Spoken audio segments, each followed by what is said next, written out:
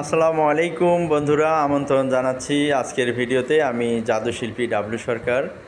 আজকে যে ভিডিওটি আমি দেখাবো সেটি হচ্ছে হলুদ গাছের ফুল থেকে কিভাবে হলুদ গাছের ফুল দিয়ে শৈশবের স্মৃতি মনে পড়ে যায়। আজ সেই ভিডিওটি আমি দেখানোর চেষ্টা করব। শৈশবের স্মৃতি মনে পড়ে যায় কারণ হচ্ছে হলুদ গাছের ফুল ছিঁড়ে আমরা শৈশবে একে অন্যের মুখে হলুদ গাছের ফুলের যে পানি, এই পানিটি ছুঁড়ে মারতাম।